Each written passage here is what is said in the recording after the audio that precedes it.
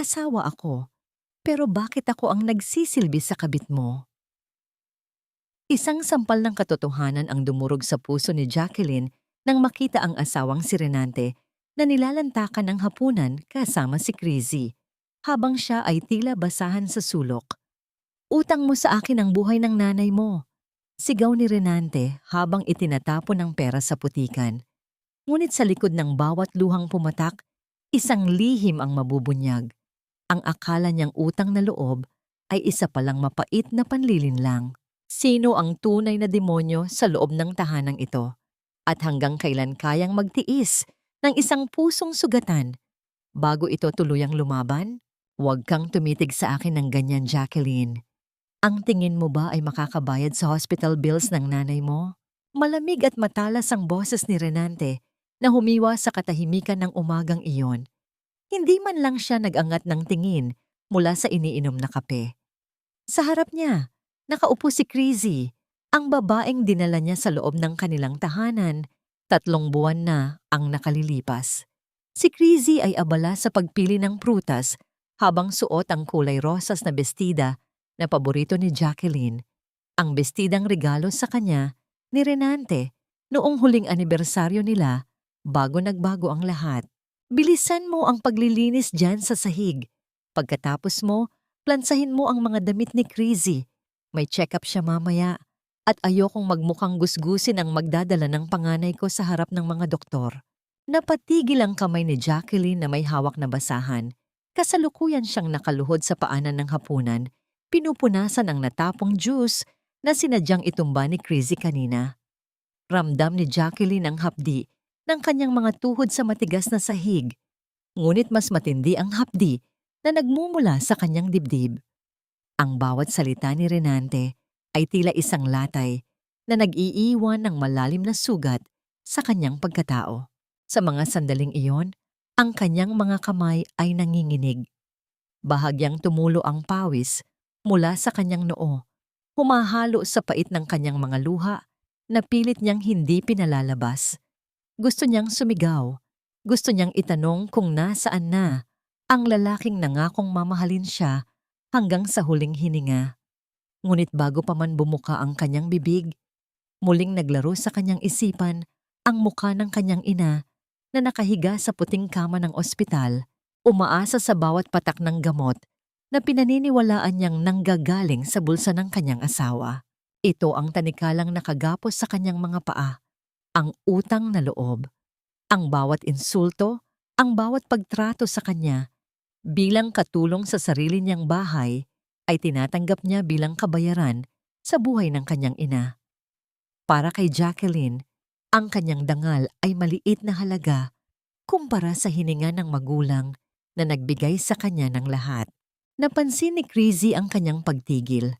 Isang mapang-uyam na ngiti ang gumuhit sa mga labi ng babae. Renante, parang napapagod na yata ang asawa mo. Baka naman nagrereklamo na siya sa pag-aalaga sa akin. Lalong nagdilim ang mukha ni Renante. Ibinaba niya ang tasa ng kape ng may puwersa. Lumikha ito ng matunog na pagtama sa mesa na nagpatalon sa puso ni Jacqueline. Nagrereklamo ka ba, Jacqueline? Gusto mo bang tawagan ko ang ospital ngayon din at sabihin mo itigil na ang lahat ng suporta para sa nanay mo? Hindi, Renante. Hindi ako nagrereklamo. Mahinang sagot ni Jacqueline. Ang kanyang boses ay tila isang bulong na halos hindi marinig, puno ng pagsuko at pait. Muli niyang ibinaling ang paningin sa sahig at ipinagpatuloy ang pagkuskos. Ang bawat kuskos ng basahan ay tila pagbura sa huling bakas ng kanyang sarili. Ang dating masayahing guro na hinahangaan ng marami ay isa na lamang anino na gumagalaw sa ilalim ng utos ng isang lalaking hindi na niya kilala. Ang bawat tibok ng kanyang puso ay mabigat. Tila may nakadagang malaking bato na unti-unting dumudurog sa kanyang pag-asa. Mabuti, dahil simula bukas, may bago tayong patakaran. Patuloy ni Renante habang tumatayo at inaayos ang kanyang barong. Lumakad siya palapit kay Jacqueline. Ang kanyang sapatos ay huminto ilang pulgada lamang mula sa kamay ng kanyang asawa. Kailangan ni Chrissy ng mas malaking kwarto para sa mga gamit ng baby. Masyado nang masikip ang bahay. Inilipat ko na ang mga gamit mo sa bodega sa likod. Doon ka na matutulog simula ngayong gabi. Nabitawan ni Jacqueline ang basahan. Ang malamig na tubig mula sa timba ay tumalsik sa kanyang braso, ngunit hindi niya ito naramdaman. Ang bodega? Ang madilim at maalikabok na silid na puno ng mga sirang kagamitan ang magiging bagong tahanan niya? Doon, kung saan kahit ang sikat ng araw ay hindi makapasok. Tumingin siya sa itaas. Nagtama ang kanilang mga mata. Ang mga mata ni Renante na dati ay puno ng paghanga. Ngayon ay wala ng ibang laman, kundi pandidiri at pagiging estranghero. Tila ba ang 7 taon nilang pagsasama ay naging abo na lamang na tinangay ng hangin. Bago lumabas ng pinto kasama si Chrissy, lumingon si Renante ng may huling banta. Huwag kang gagawa ng kahit anong eksena, Jacqueline. Tandaan mo, ang buhay ng nanay mo ay nasa dulo ng aking mga daliri. Isang maling galaw mo lang, at alam mo kung ano ang mangyayari. Naiwan si Jacqueline na mag-isa sa gitna ng malawak na sala. Ang katahimikan ng bahay ay tila isang malaking halimaw na lumalamon sa kanya. Nakatingin lamang siya sa basahan sa kanyang kamay, habang ang bawat patak ng tubig mula rito ay tila bumibilang sa mga sandali ng kanyang pagdurusa. Gaano pa ba karaming sakit ang kayang dalhin ng isang pusong pinili ang magmahal at magsakripisyo? Hanggang kailan magiging sapat ang salitang tiis bago tuluyang mawasak ang kaluluwa ng isang babaeng wala ng ibang hiling kundi ang kaligtasan ng kanyang mahal sa buhay? Sa dilim ng kanyang hinaharap, mayroon pa nga bang liwanag na naghihintay? O ang bawat sakripisyo niya ay isa lamang malaking panlilinlang na dahan-dahang pumapatay sa kanya? Malamig ang semento ng bodega. Isang lamig na tila dahan-dahang gumagapang mula sa kanyang mga paa hanggang sa kaibuturan ng kanyang puso.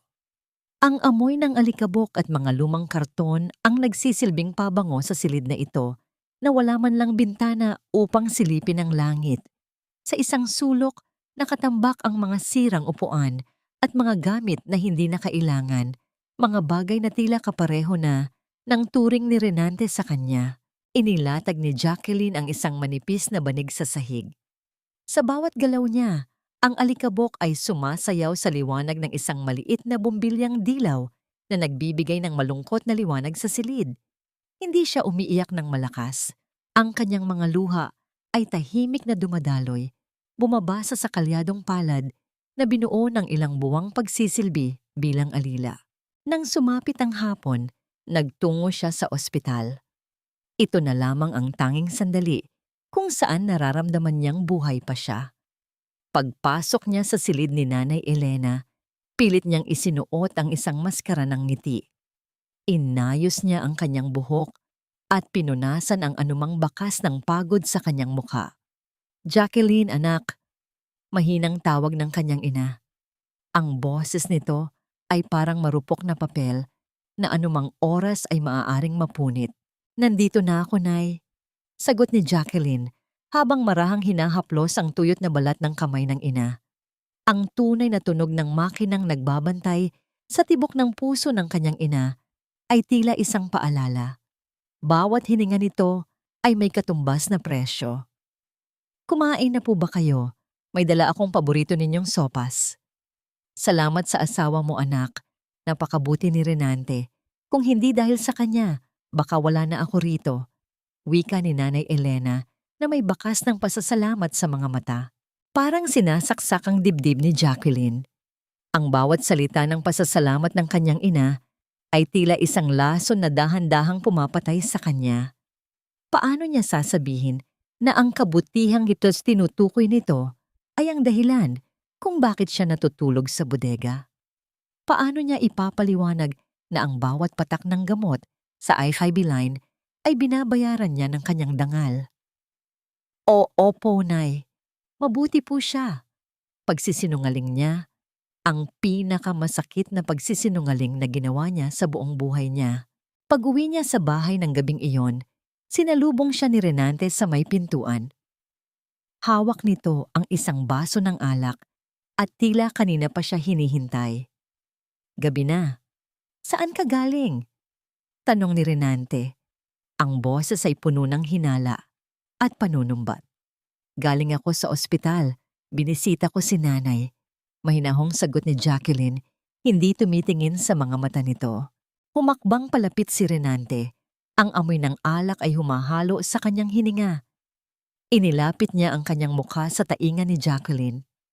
Tandaan mo, Jacqueline, kaya kitang gawing reyna, pero mas kaya kitang gawing basahan. Isang tawag ko lang sa finansang ospital. Bukas din ay nasa kalsada na ang nanay mo. Gusto mo ba yun? Hindi, Renante. Patawad. Pabulong na sagot ni Jacqueline habang nakayuko. Ramdam niya ang panginginig ng kanyang mga balikat. Mabuti. Magpasalamat ka dahil ako lang ang tumanggap sa'yo kahit wala kang silbi. Huling hirit ni Renante bago tumalikod at bumalik sa kwartong dati nilang pinagsasaluhan. Pabalik na sana si Jacqueline sa bodega nang marinig niya ang malakas na tawa ni Crizzy mula sa itaas. Tila may ipinagmamalaki itong isang bagay. Sumilip si Jacqueline sa bahagyang nakabukas na pinto ng kwarto. Nakita niya si Crizzy na nakaharap sa salamin, suot ang isang kumikinang na kwintas na may malaking pendant na diamante. Ang ganda nito, love. Sabi ko na nga ba, mas bagay sa akin ang ganitong karangyaan. Masayang sabi ni Crizzy habang hinahaplos ang kwintas. Para sa'yo talaga yan. Deserve mo ang lahat ng magagandang bagay, hindi tulad ng iba dyan. Sagot ni Renante habang niyayayakap ang kabit mula sa likuran. Napatigagal si Jacqueline. Ang disenyo ng kwintas na yon ay pamilyar. Ito ang kaparehong halaga ng 3 buwang dialysis at operasyong kailangan ng kanyang ina. Ang perang sinasabi ni Renante na pinaghirapan niyang ipunin para sa gamot ni Nanay Elena ay naroon. Nakasabit sa leeg ng babaeng umagaw sa kanyang asawa. Isang matinding panginginig ang bumalot sa buong katawan ni Jacqueline. Hindi ito panginginig ng takot, kundi isang panginginig ng isang katotohanang nagsisimulang magising. Habang pinagmamasdan niya ang dalawang nagtatawanan sa loob ng kanyang kwarto, isang tanong ang pilit na kumakatok sa kanyang isipan. Tunay nga bang sa bulsa ni Renante nanggagaling ang pambayad sa ospital? O isa lamang itong malaking palabas upang manatili siyang alipin? Nang mapansin niyang lilingon ang dalawa, mabilis siyang tumalikod at naglakad patungo sa dilim ng bodega. Ngunit sa pagkakataong ito, hindi lamang lamig ang dala niya. Bitbit niya ang isang resibong nakita niya sa sahig malapit sa pinto. Isang resibo mula sa isang kilalang jewelry shop na may petsang kahapon lang at ang pangalang nakasulat sa buyer ay hindi Renante, kundi isang pangalang hindi niya inaasahan. Hindi ko nakilala ang mukhang nakaharap sa akin sa salamin ng banyo ng ospital. Tinitigan ni Jacqueline ang sariling refleksyon. Ang mga mata niya ay tila 2 malalim na balon ng pait at ang kanyang balat ay maputla. Tila unti-unting nauubos ang kulay ng kanyang buhay. Kagagaling lang niya sa isang mahabang gabi ng paglilinis sa bahay matapos ang isang magarbong party na ipinatawag ni Renante para sa mga kaibigan ni Crizzy. Habang ang mga ito ay nagtatawanan at nag-iinuman, siya ang nagsilbing anino na nagpupunas ng kanilang mga kalat. Tinitiis ang mga tinging puno ng pangungutya. Naglakad siya patungo sa istasyon ng mga nurse. Hawak ang gusot na resibong nakita niya kagabi. Gusto niyang malaman kung sino ang taong nakasulat doon. Ang pangalang Ricardo Dizon na siyang bumili ng kwintas ni Crizzy. Ngunit higit sa lahat, gusto niyang kumpirmahin kung magkano pa ba ang utang nila sa ospital. Nurse, itatanong ko lang sana ang balanse ng bill ni Elena Santos sa room 302. Mahinang tanong ni Jacqueline. Ang kanyang boses ay nanginginig sa takot na baka sabihin ng nurse na kailangan na naman nilang magbayad ng malaking halaga. Bago pa makasagot ang nurse, isang baritono at mahinahong boses ang narinig niya mula sa kanyang likuran. Mrs. Santos, ikaw ba ang anak ni Aling Elena? Lumingon si Jacqueline at nakita ang isang lalaking nasa huling bahagi ng kanyang 40 taon. Suot ang isang malinis na puting laboratory gown. Ito si Dr. Matias, ang punong doktor sa unit na yon. Mayroon itong mga matang puno ng malasakit, isang bagay na matagal nang hindi nararamdaman ni Jacqueline mula sa ibang tao. Oo po, Doc. Ako nga po, sagot ni Jacqueline habang pilit na inaayos ang kanyang gusot na blusa. Halika sa opisina ko, Jacqueline. Gusto kitang makausap tungkol sa kondisyon ng nanay mo, anyaya ng doktor. Sa loob ng opisina, naramdaman ni Jacqueline ang bigat ng katahimikan. Iniisip niya na baka masamang balita ang sasabihin ng doktor, na baka kailangan na naman ng operasyon na hindi na niya alam kung saan kukunin ang pambayad. Ang panginginig ng kanyang mga daliri ay hindi niya maitago habang nakapatong ang mga ito sa kanyang kandungan. Napansin ni Dr. Matias ang kanyang kaba. Marahan itong tumayo at kumuha ng isang basong tubig, pagkatapos ay inabot ito sa kanya. Uminom ka muna. Mukhang masyado kang pagod, Jacqueline. Kailangan mo ring alagaan ang sarili mo. Ang maliit na kilos na yon ng kabutihan, isang baso ng tubig, ay tila isang malaking baha na nagpagiba sa mga harang sa puso ni Jacqueline. Sa loob ng bahay ni Renante, kahit kailan ay hindi siya tinanong kung kumain na ba siya o kung maayos ba ang lagay niya. Doon isa lamang siyang kagamitan. Dito, sa harap ng isang estranghero, muli siyang kinilala bilang tao. Salamat po, Doc. Bulong niya matapos uminom. Doc, tungkol po sa bills. Gagawan ko po ng paraan. Pakiusap po. Huwag ninyong ititigil ang gamot ni nanay.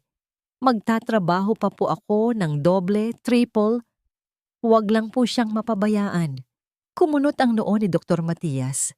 Inayos nito ang kanyang salamin at tinitigan ng maigi si Jacqueline. Anong pambayad ang sinasabi mo, Jacqueline? Hindi ba sinabi sa iyo ng asawa mo? Napatigil si Jacqueline.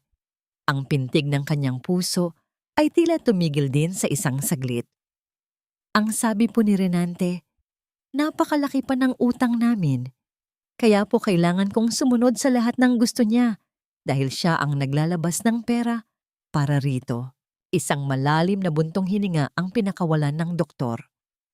Binuksan niya ang isang folder sa kanyang mesa at iniharap ito kay Jacqueline. Jacqueline, 6 na buwan na ang nakalilipas ng maa-approve ang nanay mo sa Puso para sa Lahat Foundation. Ito ay isang programang nagbibigay ng libreng paggamot, dialysis, at gamot para sa mga pasyenteng tulad ni Aling Elena. Walang binabayarang kahit isang 5 ang pamilya ninyo simula noon. Tila tumigil ang mundo ni Jacqueline. Ang mga salita ni Dr. Matias ay paulit-ulit na umaalingaw-ngaw sa kanyang isipan. Tila mga kulog na dumudurog sa bawat pundasyon ng kanyang buhay. Libre? Walang bayad? Pero ang sabi po ni Renante, kulang pa ang kinikita niya na kailangan ko pang magtiis dahil binabayaran niya ang mga espesyal na gamot. Nanginginig na wika ni Jacqueline, ang kanyang boses ay halos mawala na. Umiling si Dr. Matias, ang kanyang mukha ay kakikitaan ng matinding lungkot at galit. Lahat ng gamot ay sagot ng foundation, Jacqueline. Sa katunayan, ang asawa mo ang nagsumite ng mga papeles para rito.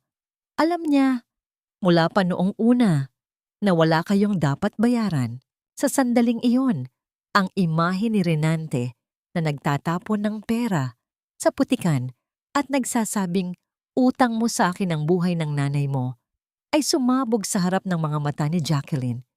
Ang bawat gabing ginugol niya sa malamig na bodega, ang bawat sampal, ang bawat pagluhod niya sa harap ni Crazy upang linisin ang sapatos nito, lahat ng yon ay nakabase sa isang napakalaki at napakabrutal na kasinungalingan.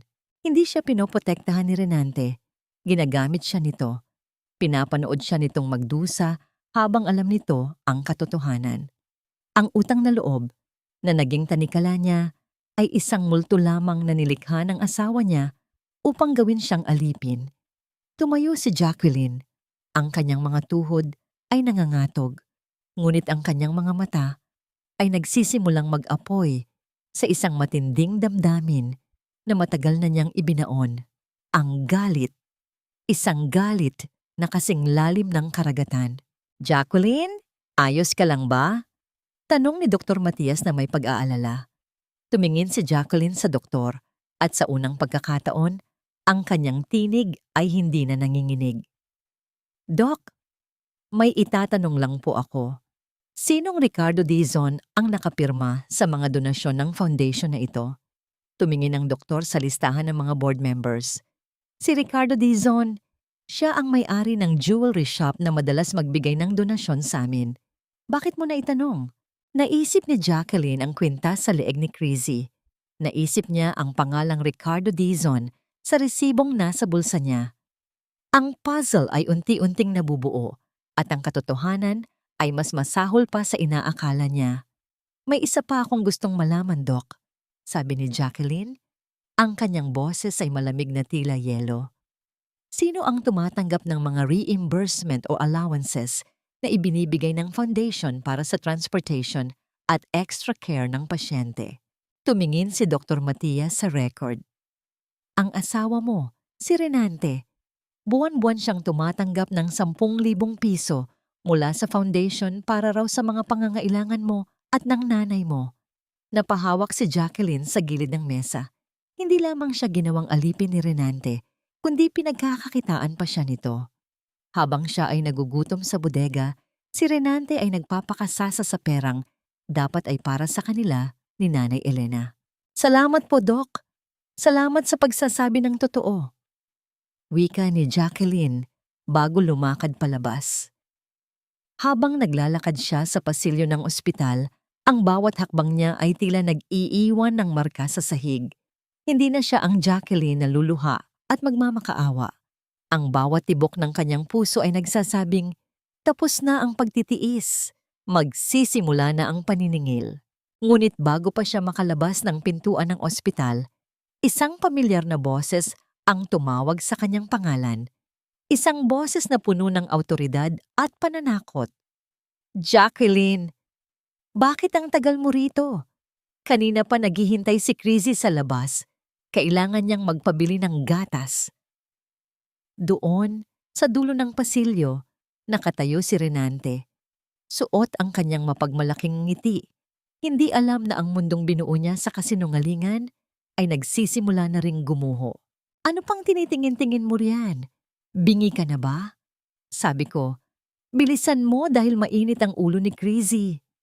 Ang boses ni Renante ay umaling-awngaw sa malinis na pasilyo ng ospital, dahilan upang mapalingon ang ilang mga nurse at bisita. Ngunit wala siyang pakialam. Para sa kanya, si Jacqueline ay isang pag-aari na maaari niyang dambuhalin kahit sa harap ng maraming tao. Lumapit siya kay Jacqueline at marahas na hinablot ang braso nito. Ang kanyang mga kuko ay bumaon sa manipis na balat ng asawa. Tinitigan ni Jacqueline ang kamay ni Renante. Ang kamay na ito na dating humahaplos sa kanyang buhok ng may pagmamahal, ngayon ay tila mga kuko ng isang bitre na unti-unting kumukuha ng kanyang huling lakas. Kung dati ay nanginginig siya sa takot, ngayon ay may kakaibang lamig na dumadaloy sa kanyang mga ugat. Isang lamig na nagmumula sa katotohanang katutuklas lang niya. Bitawan mo ako, Renante. Maraming tao. Mahinahong sabi ni Jacqueline. Ang kanyang boses ay walang emosyon. Tila isang patay na dagat na walang kahit anong alon. Bahagyang natigilan si Renante sa lamig ng tinig ng asawa, ngunit mabilis itong napalitan ng higit na pagngangalit. Natuto ka na ring sumagot? Akala mo ba, dahil nandito tayo sa ospital ay hindi kita kayang hiyain? Tandaan mo, Jacqueline, isang pirma ko lang sa discharge papers, mamatay ang nanay mo sa kalsada. Dinukot ni Renante ang kanyang wallet at kumuha ng 1,000 piso. Inihagis niya ito sa mukha ni Jacqueline. Ang papel na pera ay dahan-dahang nalaglag sa sahig, sa tabi ng sapatos ni Jacqueline na butas na ang swelas.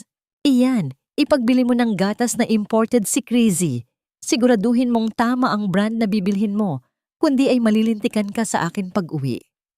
At yung sukli, ibigay mo sa akin hanggang sa huling sentimo.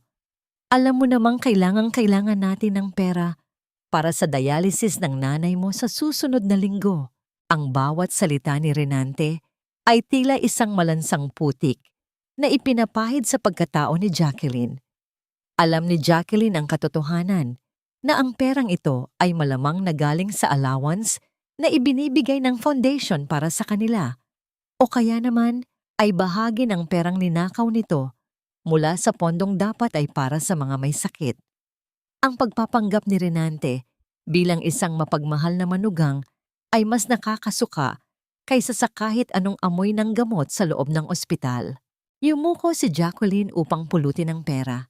Habang nasa ibaba ang kanyang paningin, nakita niya ang refleksyon ni Renante sa makintab na sahig. Nakatayo ito ng matuwid, tila isang bayani sa sarili niyang kwento. "Oh, bakit hindi ka pa kumikilos?" Singal ni Renante. Eksakto namang lumapit ang isang matandang kamag-anak ni Renante, si Tia Melba, na nagkataong bibisita rin sa ospital. Biglang nagbago ang anyo ni Renante. Ang galit sa kanyang muka ay napalitan ng isang malambot at mapagkumbabang ngiti. Ang kanyang boses ay naging malumanay, tila isang anghel na nagkatawang tao. "Tia Melba, mabuti at napadalaw kayo," bati ni Renante habang nagmamano. "Pasensya na po kayo. Itong si Jacqueline kasi ay medyo nakakalimot sa mga utos ng doktor, kaya pinapaalalahanan ko lang. Alam niyo naman po, halos hindi na ako natutulog, kakatrabaho, para lang maipagamot ang biyenan ko. Mahirap, pero kailangang magtiis para sa pamilya." Napahawak si Tia Melba sa kanyang dibdib, bakas ang paghanga sa mga mata. "Napakabuti mong bata, Renante. Napakaswerte ni Jacqueline sa'yo. Bihira na ang lalaking tulad mo na handang magsakripisyo para sa pamilya ng asawa.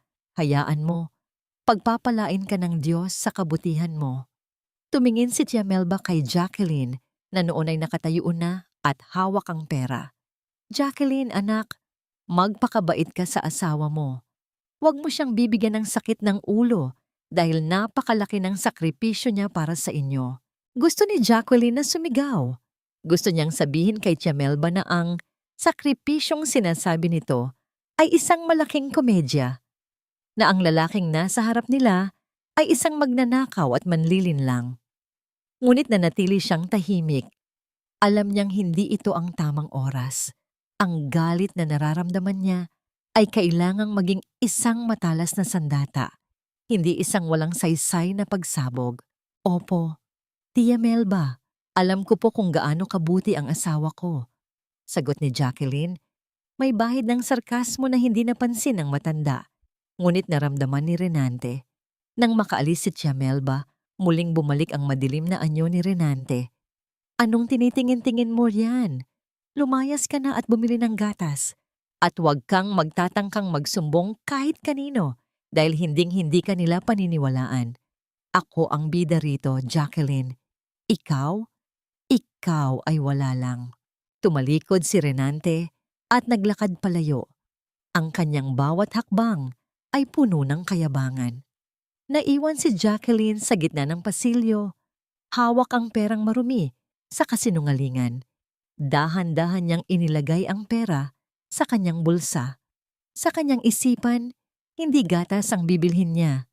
Gagamitin niya ang bawat sandali ng pag-alis na ito upang pumunta sa isang lugar na matagal na niyang iniwasan, ang opisina ng isang lumang kaibigan na ngayon ay isa ng tanyag na abogado. Ngunit bago siya makahakbang paalis, napansin niya ang isang lalaking nakatayo sa di kalayuan, nakasandal sa pader at pinapanood ang lahat ng nangyari. Si Ricardo Dizon, ang lalaking ang pangalan ay nasa resibo ng kwintas ni Crazy, ang lalaking bilyonaryo na kilalang donor ng ospital. Ang kanilang mga mata ay nagtagpo. Walang sinabi si Ricardo, ngunit ang kanyang tingin ay tila nagtatanong, "Hanggang kailan mo hahayaang yurakan ang iyong dangal?" Ang panginginig ng mga kamay ni Jacqueline ay tumigil. Sa unang pagkakataon sa loob ng maraming taon, itinaas niya ang kanyang baba at naglakad ng may determinasyon.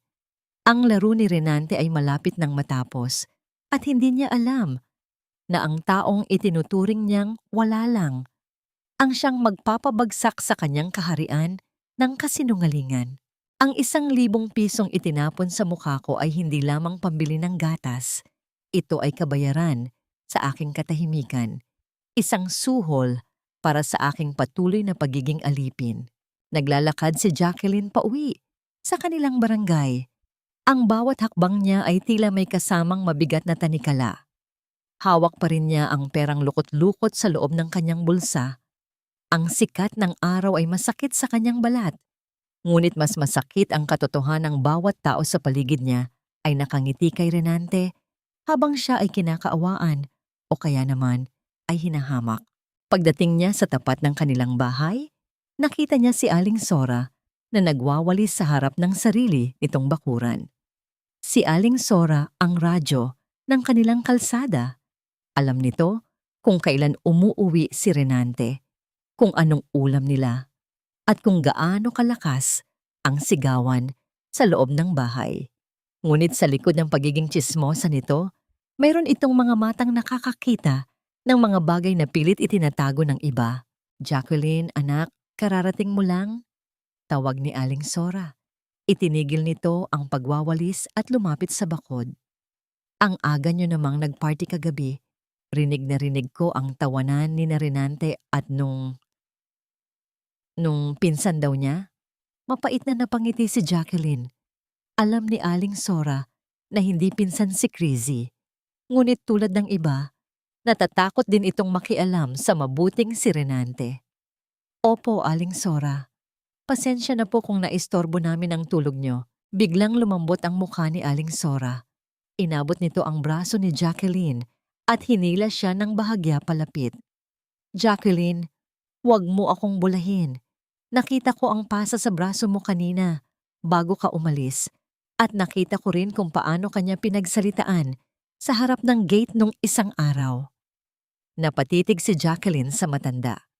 Ang panginginig ng kanyang labi ay hindi niya napigilan. "Kailangan ko pong magtiis, Aling Sora, para kay nanay. Iyon na nga ang gusto kong sabihin sa'yo." Bulong ni Aling Sora, ang kanyang boses ay naging seryoso. "Kaninang umaga, nung itinatapon ko ang basura, may nakita akong mga papel na nilipad mula sa basurahan ninyo.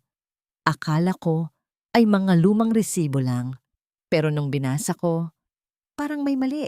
"Jacqueline." Lumingon-lingon muna si Aling Sora bago kumuha ng isang gusot na papel mula sa bulsa ng kanyang duster. Inabot niya ito kay Jacqueline ng palihim.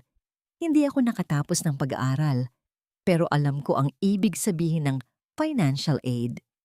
Bakit nakapangalan kay Renante ang tseke na galing sa foundation, pero ang nakasulat sa likod ay for personal use?" Mabilis na binuksan ni Jacqueline ang papel. Ito ay isang photocopy ng isang bank slip. Nakasulat doon ang halagang 50,000 piso, isang special grant para sa operasyon ng puso ni Elena Santos. Ngunit ang lagda sa ilalim ng received by ay kay Renante at merong tatak ng isang kasino sa likod nito. Tila tumigil ang paghinga ni Jacqueline. Ang perang dapat ay nagdugtong sa buhay ng kanyang ina, o kaya naman ay nagpagaan sa kanilang buhay, ay ipinatalo lang ni Renante sa sugal. At ang mas masakit, ginagamit pa rin nito ang bills bilang dahilan upang pahirapan siya. "May narinig din ako kagabi, Jacqueline." Pagpapatuloy ni Aling Sora, ang kanyang mga mata ay puno ng awa. Sabi ni Renante dun sa babae, "Huwag kang mag-alala. Hanggat naniniwala ang tangang asawa ko na ako ang nagbabayad sa ospital, hindi tayo mauubusan ng pera. Para tayong may ATM na hindi nauubusan ng laman." Yun ang sabi niya. "Anak." Ang bawat salita ni Aling Sora ay tila mga karayom na tumutusok sa puso ni Jacqueline. Ang pait ay naging apoy. Ang golden moment ng pag-uusap na ito ay ang pag-abot ni Aling Sora ng isang pirasong tinapay kay Jacqueline. "Kumain ka muna, anak. Huwag mong hahayaang ubusin nila pati ang lakas mo. Kailangan mong lumaban, hindi para sa kanila, kundi para sa sarili mo." Hinawakan ni Jacqueline ng mahigpit ang bank slip. "Salamat, Aling Sora. Hindi niyo alam kung gaano kalaki ang tulong nito sa akin. Mag-iingat ka, Jacqueline. Ang taong hayop kung ituring ang asawa ay walang sinasanto. Huling babala ng matanda bago bumalik sa pagwawalis. Pumasok si Jacqueline sa loob ng gate at naglakad patungo sa bodega. Sa bawat hakbang, nararamdaman niya ang bigat ng ebidensyang hawak niya. Hindi na lamang ito tungkol sa panloloko sa kanya. Ito ay krimen. Pagnanakaw ito sa isang foundation at pagnanakaw sa buhay ng kanyang ina. Ngunit nang buksan niya ang pinto ng bodega, laking gulat niya nang makitang nakakalat ang lahat ng kanyang gamit sa sahig. Ang kanyang maliit na kahon ng mga alaala ay wasak. At ang mga lumang litrato niya, noong siya ay nagtuturo pa, ay punit-punit. Sa gitna ng silid, nakatayo si Crazy. Hawak ang huling piraso ng kanyang pinakaingatang diploma. Naghahanap ka ba nito? Nakangising tanong ni Crazy bago dahan-dahang pinunit ang diploma sa harap mismo ng mga mata ni Jacqueline. Sabi ni Renante, wala ka naman daw silbi bilang guro, kaya mas mabuting gawin na lang nating panggatong ang mga papel mo. Ang katahimikan sa loob ng bodega ay naging nakabibingi. Ang huling simbolo ng dangal at pinag-aralan ni Jacqueline ay dinudurog sa harap niya. Ngunit sa halip na umiyak, dahan-dahang isinara ni Jacqueline ang pinto ng bodega at nilock ito mula sa loob. Anong ginagawa mo? Tanong ni Crazy, nagsisimulang makaramdam ng kaba nang makita ang kakaibang kislap sa mga mata ni Jacqueline. Tinatanong mo kung anong ginagawa ko?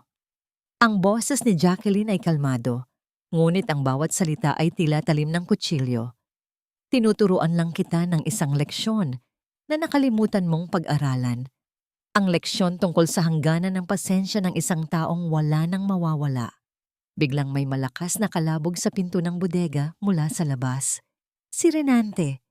Jacqueline, buksan mo itong pinto. Anong ginagawa mo sa loob? Sigaw ni Renante. Ang boses ay puno ng galit. Tumingin si Jacqueline sa pinto. Pagkatapos ay kay Crazy na ngayon ay namumutla na. Hawak pa rin ni Jacqueline sa loob ng kanyang bulsa ang bank slip na magpapabagsak sa kanilang lahat.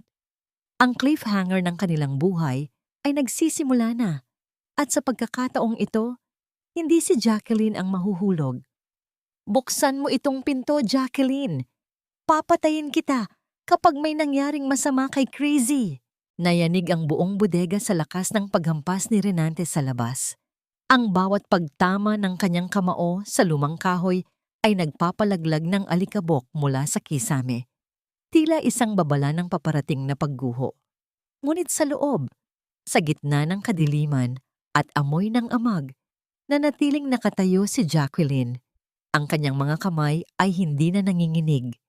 Ang takot na dati ay bumabalot sa kanya, ay tila natunaw na sa apoy ng katotohanan. Tiningnan niya si Crazy. Ang babaeng kanina lang ay buong yabang na pinunit. Ang kanyang diploma ay nakasandal na ngayon sa isang lumang cabinet. Namumutla at hindi makahinga sa takot. Ang karangyaan nito, ang kwintas, ang mamahaling pabango, ay tila walang silbi sa harap ng malamig na titig ni Jacqueline. Anong nangyari, Crazy? Bakit parang nakakita ka ng multo? Ang boses ni Jacqueline ay mahinahon, ngunit bawat salita ay may bigat ng 7 taon ng pagtitiis. Hindi ba't sabi mo wala akong silbi? Napanggatong lang ang pinag-aralan ko? Jacqueline, huwag kang lumapit. Renante, tulong! Sigaw ni Crazy, ngunit ang kanyang tinig ay napaos na. Sumigaw ka, walang makakarinig sa'yo kundi ang asawa kong magnanakaw. Wika ni Jacqueline habang dahan-dahang kinukuha ang punit na diploma mula sa sahig. Hinawakan niya ang mga piraso ng papel nang may ingat. Tila ito ay bahagi ng kanyang sariling kaluluwa. Pinunit mo ang katibayan ng paghihirap ko. Pero ang hindi mo alam, Crazy, ang talino at dangal ay hindi nasa papel. Nasa loob ito. Dinukot ni Jacqueline ang bank slip mula sa kanyang bulsa at ipinakita ito kay Crazy. Ito ang papel na dapat mong katakutan. Ang ebidensya na ang karangyaan mo ay galing sa dugo at pawis ng foundation na ninanakawan ni Renante. Ang pera para sa operasyon ng nanay ko, ginamit niyo sa kasino at sa kwintas na yan. Nanlaki ang mga mata ni Crizzy. Ang panginginig nito ay umabot hanggang sa kanyang mga labi. Hindi, hindi totoo yan, sabi ni Renante.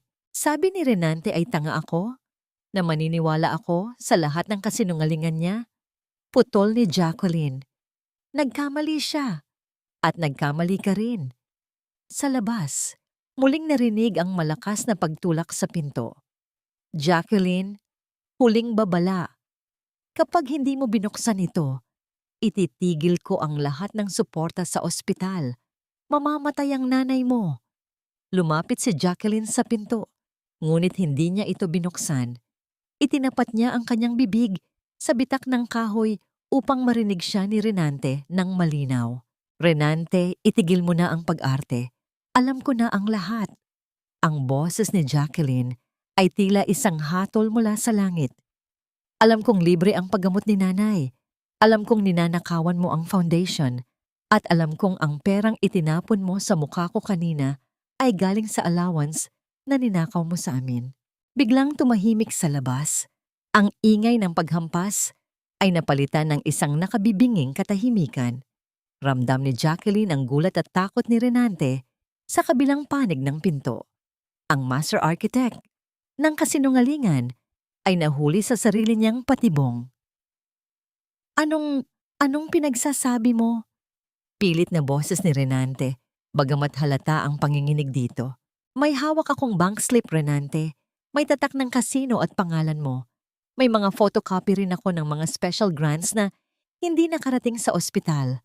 Patuloy ni Jacqueline. Kaya huwag mo akong takutin tungkol sa buhay ni nanay.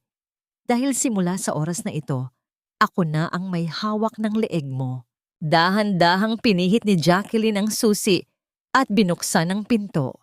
Bumukas ang bodega at pumasok ang liwanag ng papalubog na araw. Tumama ito sa mukha ni Renante na ngayon ay puno ng pawis at pagkalito. Nakatayo siya roon, tila isang hari na nawalan ng korona. Ang golden moment ng sandaling ito ay nang lampasan ni Jacqueline si Renante nang hindi man lang ito tinitingnan. Huminto siya sa tapat ng kanyang asawa, sapat lamang upang maamoy nito ang alikabok ng bodega na naging tahanan niya. Simula ngayon, sa bodega ka na matutulog, Renante. Kasama ng lahat ng mga sirang bagay na katulad mo, bulong ni Jacqueline bago naglakad patungo sa loob ng bahay, ngunit hindi pa tapos ang laban. Habang papasok si Jacqueline, nakita niya ang isang itim na sasakyan na huminto sa tapat ng kanilang gate. Isang lalaking nakasuit ang bumaba, si Ricardo Dizon. Ang kanyang mukha ay seryoso at may hawak siya ng isang asul na folder. Lumingon si Ricardo kay Jacqueline, pagkatapos ay sa natitigilang si Renante. Mr. Santos, ako ang chairman ng Puso para sa Lahat Foundation. May kailangan tayong pag-usapan tungkol sa nawawalang pondo ng aming mga pasyente. Ang puso ni Jacqueline ay tumibok ng mabilis. Hindi niya inaasahan na darating ang katarungan ng ganito kabilis. Ngunit bago pa makapagsalita ang sinuman, biglang tumakbo si Crizzy palabas ng bodega. Hawak ang kanyang bag at pilit na tinatago ang kwintas. Wala akong kinalaman dito. Si Renante ang may gawa ng lahat. Sigaw ni Crizzy habang sinusubukang tumakas. Ngunit bago pa siya makarating sa gate, isang sasakyan ng pulis ang huminto sa likod ng sasakyan ni Ricardo. Ang cliffhanger ng kabanatang ito ay ang tingin ni Renante kay Jacqueline. Isang tingin na puno ng puot at desperasyon habang dahan-dahang lumalapit ang mga pulis sa kanya. Jacqueline, iligtas mo ako. Asawa mo ako. Pagmamakaawa ni Renante. Tiningnan siya ni Jacqueline. Ang kanyang mukha ay tila isang estatwa ng katarungan. Asawa kita, Renante, pero mas anak ako ng nanay ko. At higit sa lahat, ako ay isang babaeng natuto nang bumitaw sa lason na tulad mo. Ang batas ay hindi natutulog, Renante, at ang mga luha ng isang inang pinagkaitan mo ng gamot ay may boses na umaabot sa langit. Ang boses ni Ricardo Dizon ay tila isang hatol na nagpatahimik sa buong paligid. Habang ang mga ilaw ng sasakyan ng pulis ay nagbibigay ng pabago-bagong kulay sa madilim na kalsada. Pula, asul, pula, asul. Ang mukha ni Renante ay naging kasing puti ng papel. Naramdaman ni Jacqueline ang bawat pintig ng kanyang puso, hindi dahil sa takot, kundi dahil sa isang uri ng kapayapaang ngayon lang niya naramdaman sa loob ng maraming taon. Narinig ang mahinang tunog ng paglapat ng malamig na bakal sa mga kamay ni Renante. Ang dating mapagmataas na asawa ay dahan-dahang napaluhod, hindi dahil sa pagsisisi, kundi dahil sa bigat ng katotohanang wala na siyang matatakbuhan. Jacqueline, please, kausapin mo sila. Sasabihin ko ang totoo, babaguhin ko ang lahat. Huwag mo akong pabayaan ng ganito. Ang pagmamakaawa ni Renante ay tila isang sirang plakang paulit-ulit na tumutunog. Ngunit para kay Jacqueline, ang boses na yon ay wala ng kapangyarihan. Love, sandali. Ipinit lang ako ni Renante. Siya ang kumuha ng pera. Wala akong alam. Sigaw ni Crazy habang pilit na kumakawala sa hawak ng isang babaeng pulis. Ang kanyang mamahaling kwintas ay bahagyang nasagi at nalaglag sa putikan.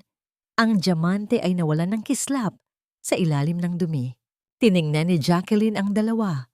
Walang puot sa kanyang mga mata, tanging pagod at isang malalim na pangunawa na ang lahat ng ito ay kailangang mangyari.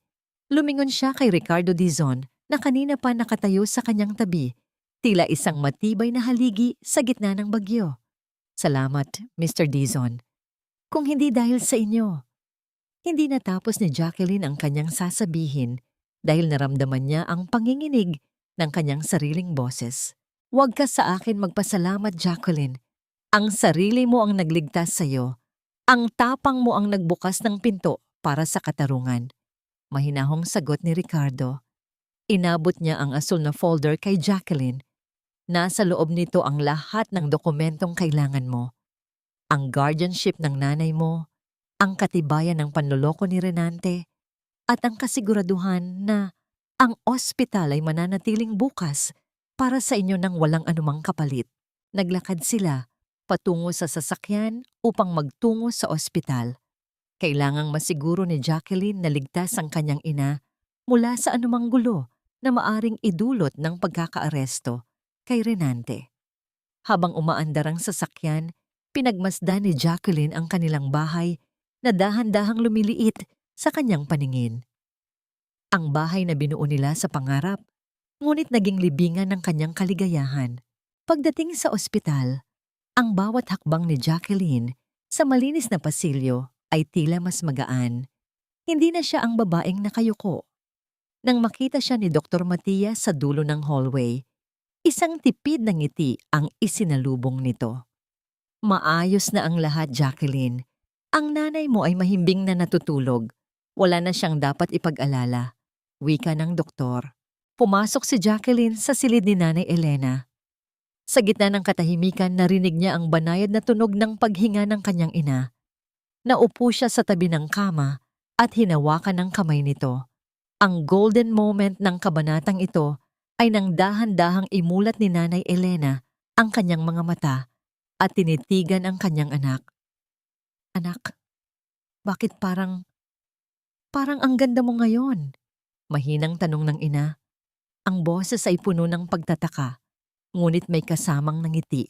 Napaluha si Jacqueline, hindi dahil sa sakit, kundi dahil sa wakas, nakikita na ng kanyang ina ang tunay niyang anyo. Hindi isang aliping pagod, kundi isang babaeng malaya. Nay, tapos na po ang lahat. Wala na tayong kailangang itago. Wala na tayong dapat ikatakot. Ngunit sa gitna ng sandaling iyon, lumapit si Dr. Matias sa pintuan at sinenyasan si Jacqueline na lumabas muna. Mayroong seryosong ekspresyon sa mukha ng doktor. Jacqueline, may kailangan kang malaman. Habang sinusuri namin ang mga lumang records na dinala ni Mr. Dizon, may nadiskubre kaming isang bagay tungkol sa iyong ama. Bulong ni Dr. Matias. Napatigil si Jacqueline. Ang kanyang ama ay matagal nang wala. Pumanaw ito nung bata pa siya sa isang aksidente. Ang tatay ko po? Bakit po? Ang aksidenteng pumatay sa tatay mo 15 taon na ang nakalilipas. Hindi iyon simpleng aksidente, Jacqueline. Ang kumpanyang nagmamay-ari ng truck na bumangga sa kanya ay kumpanyang pagmamay-ari ng pamilya ni Renante bago sila nalugi. At may ebidensyang nagsasabing binayaran ang mga saksi para manahimik. Tila huminto ang mundo ni Jacqueline. Ang taong pinakasalan niya, ang lalaking pinaglingkuran niya ng may katapatan, ay hindi lamang magnanakaw at manlilinlang. Ang pamilya nito ang dahilan kung bakit siya lumaking walang ama. Ang buong buhay niya ay tila isang malaking sining ng panloloko na hinabi ng mga santos upang pagtakpan ang kanilang mga kasalanan. Ibig niyo pong sabihin, alam ito ni Renante? Nanginginig na tanong ni Jacqueline. Nahanap namin ang isang liham sa mga gamit ni Renante na kinuha ng mga pulis kanina. Isang liham mula sa kanyang ama bago ito mamatay. Humihingi ng tawad dahil ipinakasal niya si Renante sa iyo bilang paraan ng pambabayad puri nang hindi mo nalalaman ang totoo. Dagdag ni Ricardo Dizon na kararating lang sa kanilang likuran. Ang cliffhanger ng kabanatang ito ay hindi lamang ang galit ni Jacqueline, kundi ang realization na ang bawat kabutihan ni Renante noong una silang magkakilala ay bahagi ng isang madilim na plano ng paghingi ng tawad na nauwi sa panibagong pang-aabuso. Ibig sabihin, ang pagpapakasal niya sa akin ay isa ring kasinungalingan. Ang tanong ni Jacqueline ay tila isang huling hininga ng isang pusong muling winasak ng nakaraan. Ang buong buhay ko ay isang malaking dula-dulaan na isinulat ng mga kamay na may bahid ng dugo. Nanginginig ang mga kamay ni Jacqueline habang hawak ang lumang liham na iniabot ni Ricardo. Ang bawat letra sa papel ay tila mga uod na gumagapang sa kanyang paningin. Nilalamon ang huling bakas ng alaala ng kanyang ama na pilit niyang pinanatiling malinis sa kanyang isipan. Ang amoy ng ospital, ang matapang na kemikal, at ang malamig na simoy ng aircon ay biglang naging suffocating. Tila ang mga pader ay dahan-dahang lumalapit upang ipitin siya sa gitna ng isang katotohanang mas masahol pa sa kamatayan. Nakatayo siya sa gitna ng pasilyo, ngunit ang kanyang diwa ay bumalik 15 taon na ang nakalilipas. Naalala niya ang ulan noong gabing iyon, ang tunog ng sirena sa malayo, at ang lamig ng kamay ng kanyang ina habang sinasabi sa kanya na hindi na uuwi ang kanyang tatay. Sa loob ng maraming taon, tinanggap niya yon bilang isang malupit na biro ng tadhana. Ngunit ngayon, alam na niya ang totoo. Ang tadhana ay may pangalan, at ang pangalang iyon ay Santos. Jacqueline, maupo ka muna. Baka kahimatayin. Ang mahinahong boses ni Ricardo ay tumagos sa kanyang pagkalito. Inalalayan siya nito sa isang semento na upuan sa gilid ng hallway. Hindi sumagot si Jacqueline. Ang kanyang paningin ay nakapako sa kawalan. Ang bawat haplos ni Renante, ang bawat mahal kita, na sinabi nito noong ligawan pa lamang sila, ay tila mga talim na muling humihiwa sa kanyang puso. Hindi siya minahal ni Renante dahil sa kung sino siya. Minahal siya nito bilang isang proyekto ng pagbabayad puri, isang paraan upang patahimikin ang konsensya ng isang pamilyang pumatay sa kanyang kaligayahan. Kaya ba naging madali sa kanya na saktan ako? Bulong ni Jacqueline, ang kanyang tinig ay tila galing sa ilalim ng lupa. Dahil para sa kanya, hindi ako asawa. Ako ay isang utang na kailangang bayaran, at nang mapagod siya, itinuring niya akong basahan. Huwag mong isipin ng ganyan ang sarili mo, Jacqueline, wika ni Dr. Matias habang lumalapit. Ang kasalanan ni Renante ay sa kanya lamang. Ikaw ay biktima rito. Ngunit ikaw din ang magiging katarungan ng tatay mo. Tumingin si Jacqueline sa doktor. Ang kanyang mga mata ay puno ng isang uri ng determinasyong may halong pait. Katarungan? Dok, 15 taon na ang nakalipas. Ang tatay ko ay nasa ilalim na ng lupa at ang nanay ko ay tila kandilang unti-unting nauupos dahil sa paniniwalang si Renante ang tagapagligtas namin. Isang malalim na buntong hininga ang pinakawalan ni Jacqueline. Ang golden moment ng sandaling ito ay nang dahan-dahan niyang itiklop ang liham at ilagay ito sa kanyang bulsa, kasama ng bank slip na nakuha niya kay Aling Sora. Ang dalawang papel na ito ang magiging mitya ng pagsabog na wawasak sa pamilya Santos. Mr. Dizon, tawag niya kay Ricardo, ang kanyang boses ay naging matatag. Gusto kong makita si Renante. Ngayon din. Jacqueline, gabi na. At nasa presinto na siya. Baka hindi ka makayanan ang makita siya roon. Pag-aalala ni Ricardo. Kailangan ko siyang makita. Ulit ni Jacqueline. Kailangan kong makita ang mga mata ng lalaking nagnakaw ng tatay ko at pagkatapos ay nagnakaw ng 7 taon ng buhay ko. Gusto kong makita kung paano siya manginig sa harap ng katotohanan.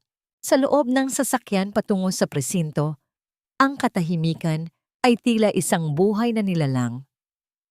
Nakatingin si Jacqueline sa labas, sa mga ilaw ng lungsod na mabilis na nagdaraan.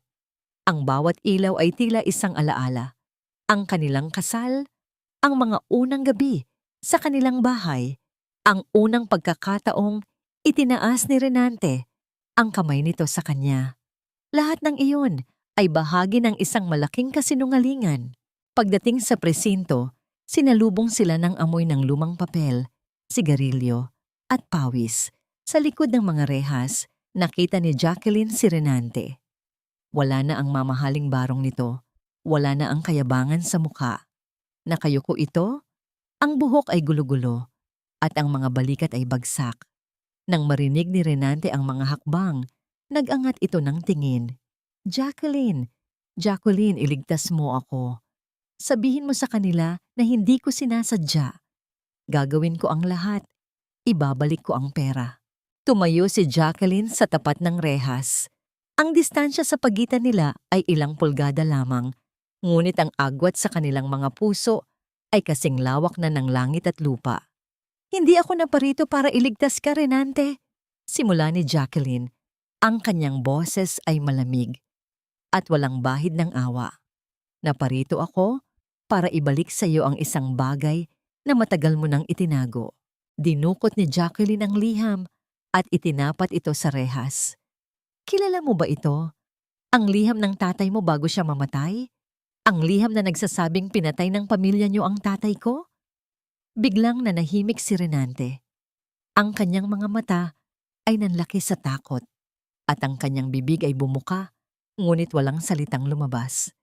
Ang panginginig ng kanyang mga kamay ay naging halata, tila isang batang nahuli sa isang malaking kasalanan. Alam mo, di ba? Patuloy ni Jacqueline, ang bawat salita ay tila isang hampas ng latigo. Alam mo noong pinakasalan mo ako na ang pamilya mo ang dahilan kung bakit ako naulila. At sa kabila noon, nagawa mo pa rin akong saktan? Nagawa mo pa rin akong gawing alila? Nagawa mo pa rin akong pagnakawan? Jacqueline, hindi ko ginusto yon. Utal ni Renante. Huwag kang magsinungaling. Sigaw ni Jacqueline. Ang kanyang emosyon ay biglang sumabog sa loob ng tahimik na presinto. Ginamit niyo ang buhay ko para pakalmahin ang konsensya niyo. Pero ngayon, Renante, tapos na ang pagbabayad ko. Ikaw naman ang magbabayad para sa tatay ko, para sa nanay ko, at para sa bawat luhang pumatak sa mga mata ko. Tinalikuran ni Jacqueline si Renante, hindi pinapansin ang kanyang mga pagsigaw at pagmamakaawa. Habang naglalakad siya palabas, nakita niya si Chrissy sa kabilang selda, nakaupo sa sulok at umiiyak, tila isang basang sisiw na nawalan ng proteksyon. Lumingon si Jacqueline kay Ricardo na naghihintay sa labas. Mr. Dizon, handa na po akong simulan ng legal na proseso. Hindi lang para sa pagnanakaw, kundi para sa lahat ng krimen na ginawa nila sa pamilya ko. Ang cliffhanger ng kabanatang ito ay ang paglabas ni Jacqueline sa presinto. Ang ulan ay nagsisimulang pumatak, tila hinuhugasan ang dumi ng nakaraan. Ngunit sa gitna ng kadiliman, isang puting rosas ang nakalagay sa windshield ng sasakyan ni Ricardo. Isang rosas na may kasamang card na walang pangalan, tila isang babala na mayroon pang ibang taong nanonood sa dilim. Sino ang nag-iwan ng rosas na yon? At ano ang kinalaman nito sa nakaraan ni Jacqueline na hindi pa nabubunyag? Isang puting rosas para sa isang pusong matagal nang nagdurusa, ngunit ang katotohanan ay may mas malalim pang ugat kaysa sa iyong nakikita. Ang boses ni Ricardo ay naging pabulong habang binabasa niya ang maliit na card na nakasabit sa tangkay ng rosas. Ang ulan ay patuloy na pumapatak, lumilikha ng maliliit na bilog sa salamin ng sasakyan, tila mga luhang hindi matapos-tapos. Hawak ni Jacqueline ang kanyang dibdib, ramdam ang mabilis na tibok ng kanyang puso. Sino ang mag-iiwan ng ganitong mensahe sa gitna ng gabing puno ng kaguluhan? Mr. Dizon, sa tingin niyo ba, may iba pa silang kasabwat? Tanong ni Jacqueline. Ang kanyang paningin ay nakapako sa puting rosas na tila isang hudyat ng bagong panganib sa halip na kapayapaan. Hindi ko pa masisiguro, Jacqueline, pero ang taong nag-iwan nito ay malinaw na alam ang bawat galaw natin. Sagot ni Ricardo habang itinatapon ng rosas sa labas ng sasakyan. Huwag mong hayaang guluhin nito ang isip mo. Ang mahalaga ngayon ay ang kaligtasan niyo ng nanay mo. Pagbalik sa ospital, ang katahimikan ng gabi ay tila isang mabigat na kumot na bumabalot kay Jacqueline. Habang pinagmamasdan niya ang mahimbing na tulog ni Nanay Elena, hindi niya maiwasang isipin ang kanyang ama. Naalala niya ang mga hapong ipinapasan siya nito sa balikat. Ang amoy ng pawis at pagmamahal na tila isang pangarap na lamang na ngayon. Ang katotohanang ang pamilya ng kanyang asawa ang dahilan ng pagkawala ng kanyang ama ay tila isang lason na dahan-dahang kumakalat sa kanyang sistema. Kinabukasan, hindi pa man sumisikat ang araw, isang marahas na pagkatok sa pinto ng silid ni Nanay Elena ang gumising kay Jacqueline. Pagbukas niya ng pinto, bumungad sa kanya ang isang babaeng balot ng mamahaling alahas at suot ang isang itim na belo. Si Doña Imelda, ang ina ni Renante. Ang babaeng kailanman ay hindi tumingin sa kanya ng diretso dahil sa tingin nito ay mas mababa ang kanyang antas sa lipunan. Nasaan ang anak ko? Anong ginawa mo sa kanya, Jacqueline? Sigaw ni Doña Imelda. Ang kanyang boses ay puno ng puot na tila isang matalim na kutsilyo. Nasa kulungan ng anak niyo, Doña Imelda. Doon kung saan dapat naroroon ang mga magnanakaw at manlilinlang. Malamig na sagot ni Jacqueline. Ang kanyang boses ay walang panginginig. Isang bagay na ikinagulat ng matanda. Wala kang utang na loob.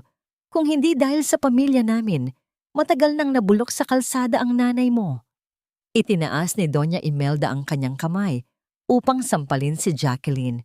Ngunit sa pagkakataong ito, mabilis na nasalo ni Jacqueline ang braso ng matanda.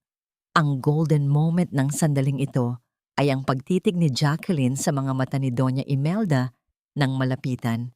Ramdam ng matanda ang init ng galit na nagmumula sa kanyang manugang, isang galit na binuo ng 7 taon ng pang-aapi. Utang na loob. Bulong ni Jacqueline, ang kanyang tinig ay tila isang babala mula sa hukay. Ang utang na loob na sinasabi niyo ay binayaran na ng dugo ng tatay ko. Alam ko na ang lahat, Doña Imelda.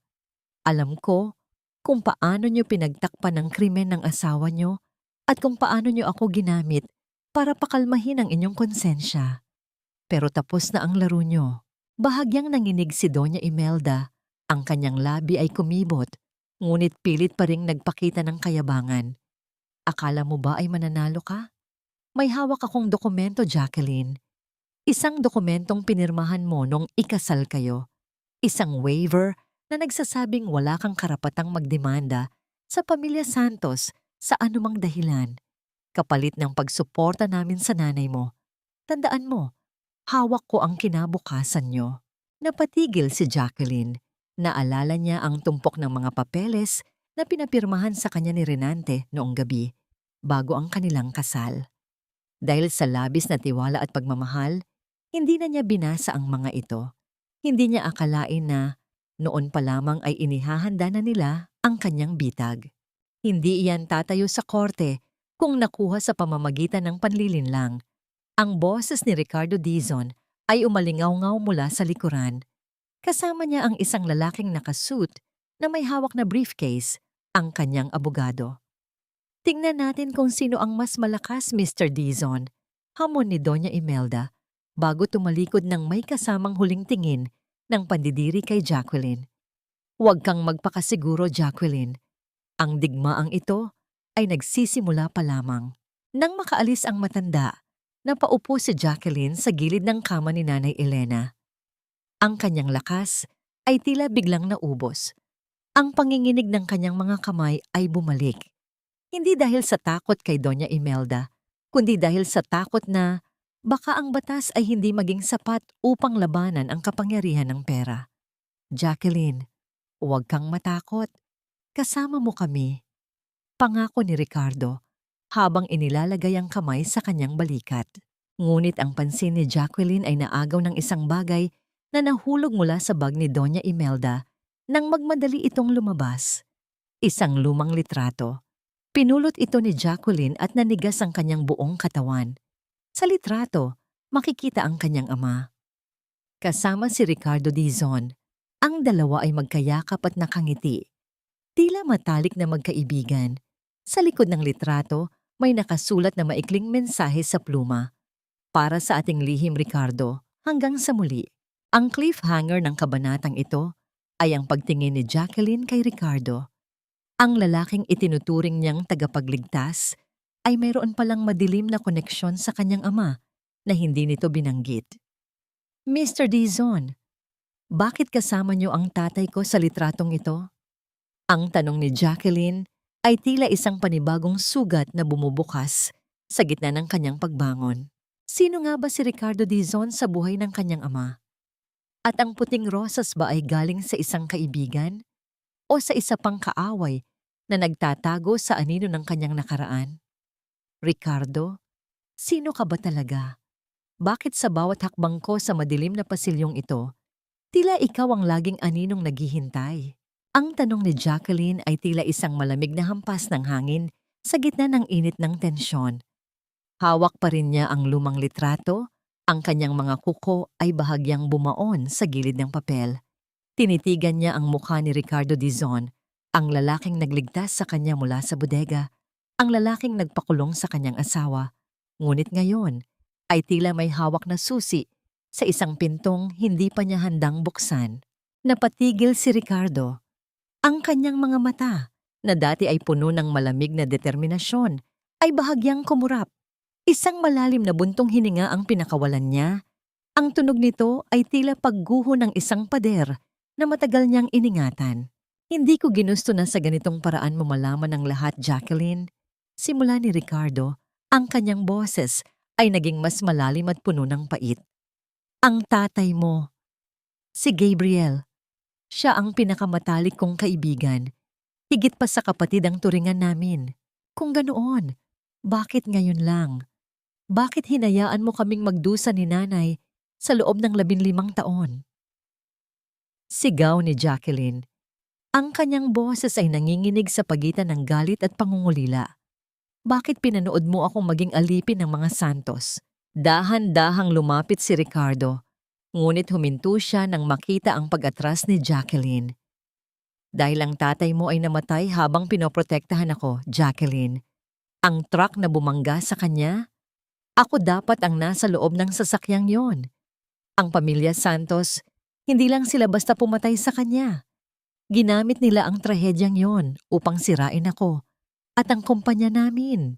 Ang golden moment ng sandaling ito ay nang kumuha si Ricardo ng isang maliit na panyo mula sa kanyang bulsa at iniabot ito kay Jacqueline. Hindi siya humawak, hindi siya lumapit ng labis.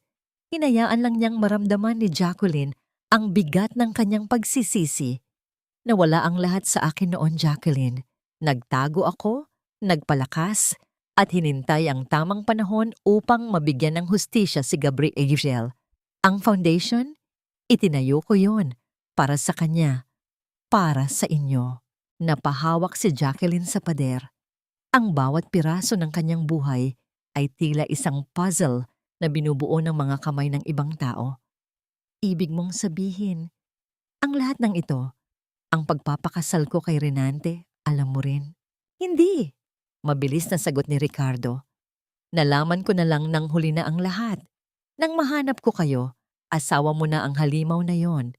Kaya ginamit ko ang bawat connection ko upang mabantayan ka sa malayo. Habang nag-iipon ng sapat na ebidensya upang tuluyang mawasak ang mga Santos. Bago pa makasagot si Jacqueline, muling bumukas ang pinto ng kwarto ni Nanay Elena. Si Dr. Matias ay lumabas. Ang kanyang muka ay puno ng pagkabahala. Jacqueline, kailangan mong pumasok sa loob. Ang nanay mo, nagigising siya at hinahanap ang asawa mo. Mukhang narinig niya ang sigawan ni Doña Imelda kanina. Ulat ng doktor. Nagmamadaling pumasok si Jacqueline. Nakita niya ang kanyang ina na pilit na bumabangon.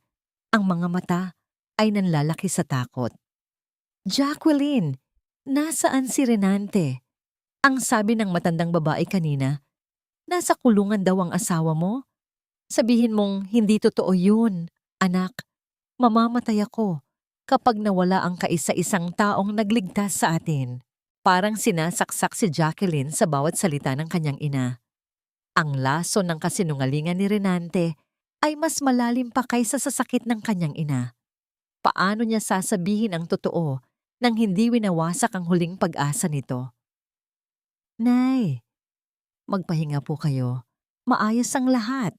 Pilit na pagpapakalma ni Jacqueline habang hinahaplos ang noo ng ina. Hindi! Tawagan mo si Renante ngayon din! Sigaw ni Nanay Elena bago biglang napaubo ng malakas. Ang tunog ng ubo nito ay tila isang babala ng paghina ng kanyang katawan. Ang makinang nagbabantay sa kanyang puso ay nagsimulang tumunog ng mabilis at hindi regular. Sa gitna ng kaguluhang ito, isang nurse ang pumasok at may iniabot na isang asul na sobre kay Jacqueline. Mrs., may nag-iwan po nito sa information desk. Para daw po sa inyo urgent. Nanginginig ang mga daliri ni Jacqueline habang binubuksan ang sobre sa harap ni na Ricardo at Dr. Matias. Sa loob nito ay hindi dokumento, kundi isang litrato ni Jacqueline habang natutulog sa bodega at sa likod nito ay may nakasulat. Ang waiver na hawak ni Doña Imelda ay simula pa lamang. May mas malaki kaming hawak, ang katotohanan tungkol sa gabi ng aksidente ni Gabriel. Tanungin mo si Ricardo kung sino ang tunay na nagmaneho ng sasakyan. Tumingin si Jacqueline kay Ricardo. Ang kanyang mga mata ay puno ng panibagong hinala. Ang puting rosas na nasa labas ng sasakyan kanina ay tila isang babala na ang kanyang tagapagligtas ay baka isa ring mastermind sa likod ng trahedyang pumatay sa kanyang ama. Ricardo, ikaw ba ang nagmamaneho ng sasakyan noong gabing mamatay si tatay? Ang tanong ni Jacqueline ay tila isang huling hininga bago ang tuluyang pagguho ng kanyang mundo. Ang cliffhanger ng kabanatang ito ay ang katahimikan ni Ricardo. Hindi siya sumagot agad. Sa halip ay tumingin siya sa duguang ubo ni Nanay Elena sa kama. Ang katarungan ay tila isang malayo at madugong pangarap habang ang bawat taong pinagkakatiwalaan ni Jacqueline ay tila may itinatagong bangkay sa kanilang nakaraan. Ang katahimikan ni Ricardo ay tila isang hatol na mas masakit pa kaysa sa anumang sampal na natanggap ko mula kay Renante. Nanatiling nakatayo si Ricardo. Ang kanyang mga mata ay nakatitig sa asul na sobrang hawak ni Jacqueline. Ang ulan sa labas ay tila lalong lumakas. Ang bawat patak nito sa bubong ng ospital ay lumilikha ng isang tila martilyo na pumupukpok sa bungo ni Jacqueline. Sa loob ng silid, ang tunog ng makinang nagbabantay sa puso ni Nanay Elena ay naging mabilis at hindi regular. Tila isang babala na ang oras ay unti-unti nang nauubos. Jacqueline, Makinig ka sa akin. Ang boses ni Ricardo ay naging paos, puno ng isang uri ng pagsisisi na tila 15 taon na niyang pasan-pasan. Noong gabing iyon, nasa loob nga ako ng sasakyan. Nagmamadali kami dahil may kailangang ihatid na mahahalagang dokumento ang tatay mo. Pero hindi ako ang nagmamaneho, Jacqueline. Ang tatay mo ang nagpumilit na humawak ng manibela dahil alam niyang pagod na ako. Pero bakit sinasabi sa sulat na ito na ikaw ang tunay na pumatay sa kanya? Nanginginig na tanong ni Jacqueline. Ang kanyang mga luha ay nagsisimula na namang dumaloy. Bakit may mga saksi na nagsasabing ikaw ang lumabas sa pinto ng driver? Dahil bago dumating ang mga pulis, pinalitan namin ang pwesto.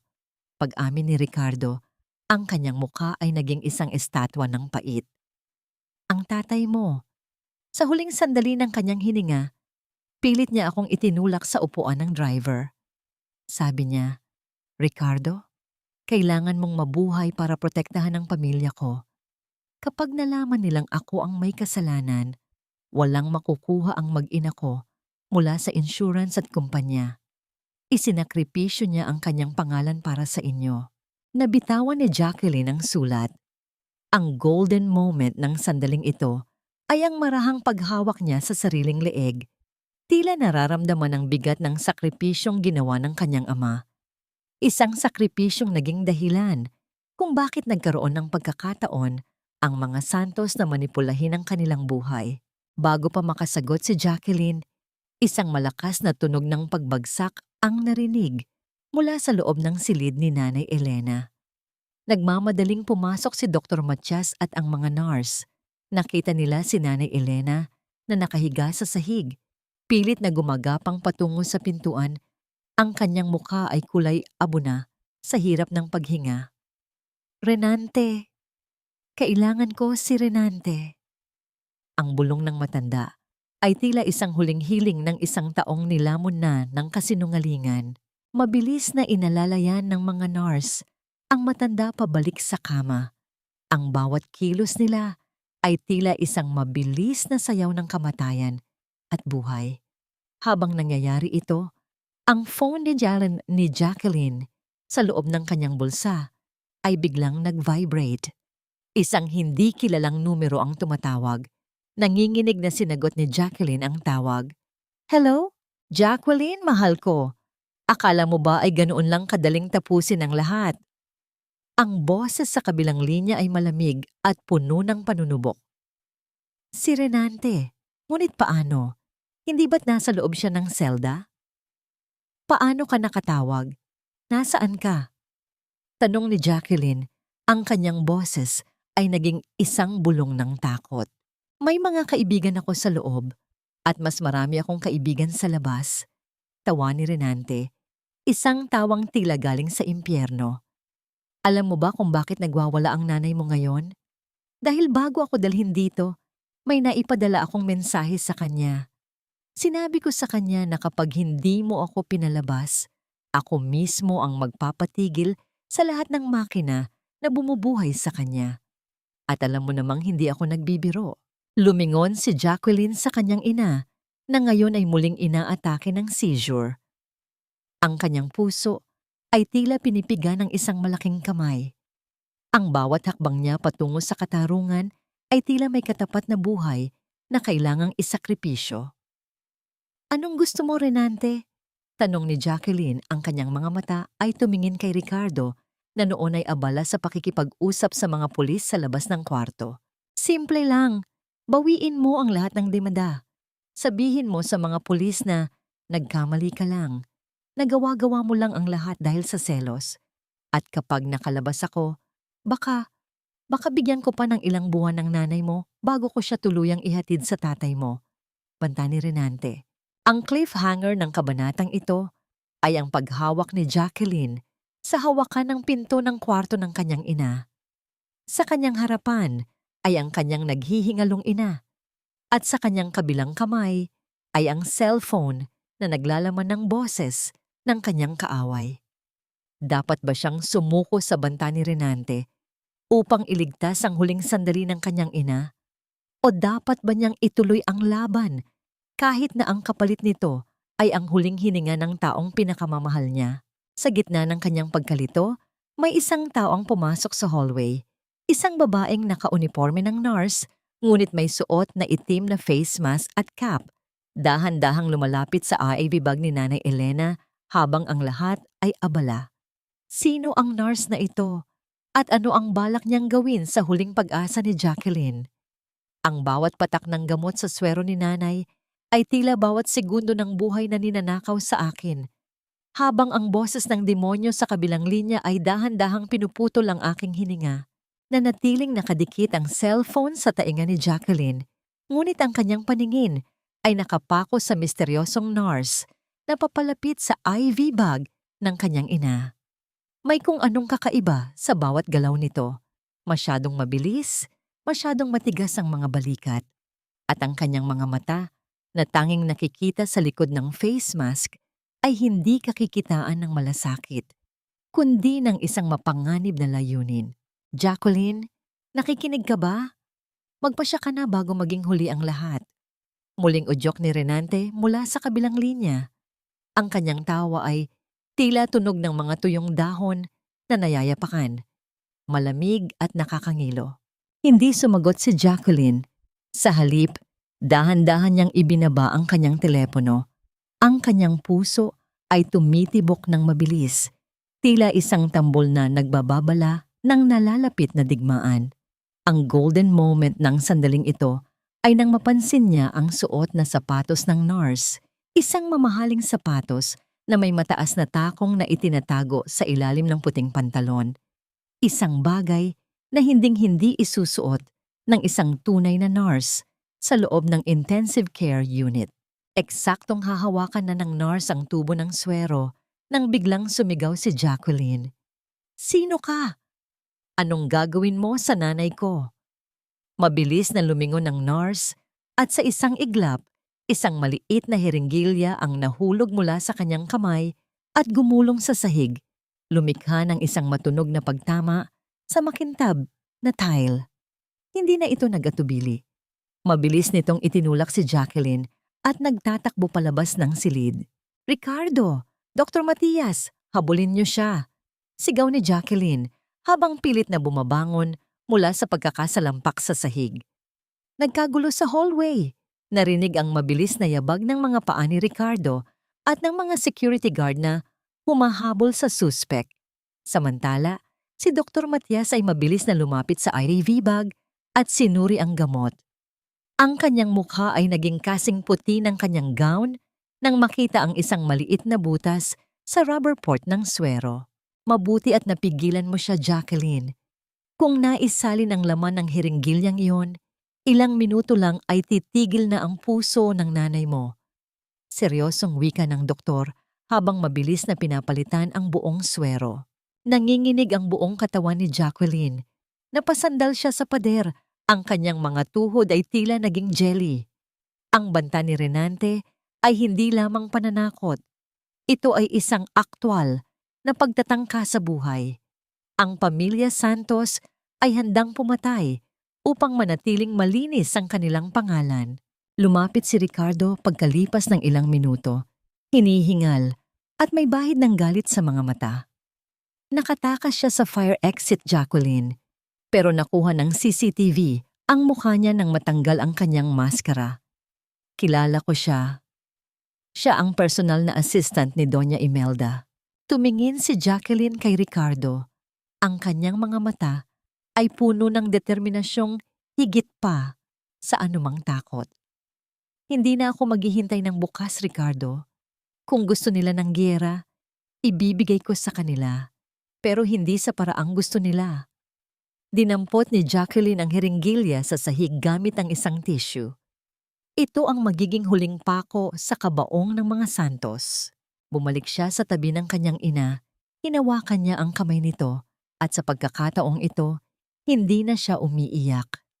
Ang kanyang mga luha ay natuyo na, pinalitan ng isang matalas at malamig na plano.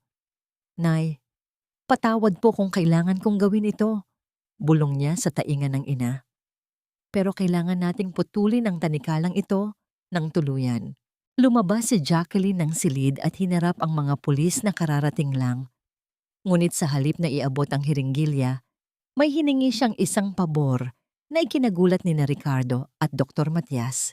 Isang pabor na maglalagay sa kanya sa gitna ng panganib, ngunit magsisilbing pain para sa huling pagbagsak ni Renante.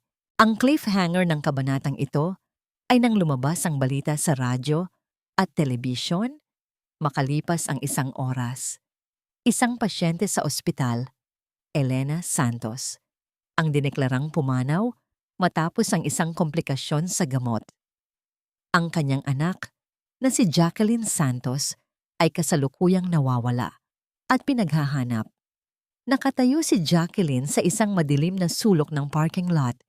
Pinapanood ang pag-alis ng ambulansya na naglalaman ng katawan ng kanyang ina. Sa tabi niya, si Ricardo ay may hawak na burner phone. Nagawa na natin ang unang hakbang, Jacqueline. Siguradong tatawag na si Renante, bulong ni Ricardo. Biglang tumunog ang telepono. Pero hindi ito si Renante. Isang boses ng isang bata ang narinig ni Jacqueline sa kabilang linya, ang anak ni Crizzy. Tita Jacqueline, tulong po. Kinuha po nila ako. Ang boses ng isang batang humihingi ng saklolo ay tila isang punyal na bumaon sa puso ni Jacqueline. Winawakasan ang katahimikan ng gabi sa isang paraan na hindi niya inaasahan. Nanginginig ang mga daliri ni Jacqueline habang nakadikit ang telepono sa kanyang tainga. Ang boses ni Junjun, ang 5 taong gulang na anak ni Renante at Crizzy, ay puno ng takot.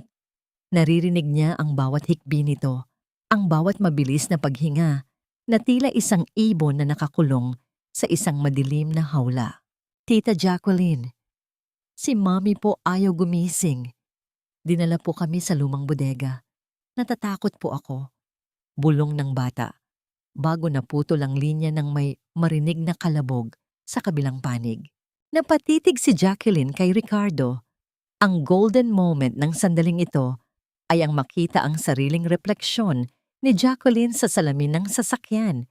Isang babaeng pagod na sa giyera, ngunit hindi kayang talikuran ang isang inosenteng buhay. Ang batang iyon, ang simbolo ng kataksilan ni Renante. Ang dahilan kung bakit siya pinalayas sa sariling kwarto. Ngunit siya rin ang tanging nilalang na walang kasalanan sa lahat ng dumi ng pamilya Santos. Ricardo, kinuha nila ang bata. At mukhang may ginawa rin sila kay Crizzy. Wika ni Jacqueline. Ang kanyang boses ay naging matatag sa gitna ng kaba. Doña Imelda is cleaning her house. Tinatapon na niya ang lahat ng ebidensya, pati na ang sarili niyang apo. Masyadong mapanganib ito, Jacqueline. Alam nilang patay na ang nanay mo, kaya baka ikaw na ang susunod nilang target. Babala ni Ricardo habang mabilis na pinaandar ang sasakyan. Hayaan mo ang mga pulis ang gumawa nito. Hindi natin alam kung sinong pulis ang binayaran ni Imelda at hindi maghihintay ang bata. Sigaw ni Jacqueline. Ang kanyang puso ay punong-puno ng adrenaline.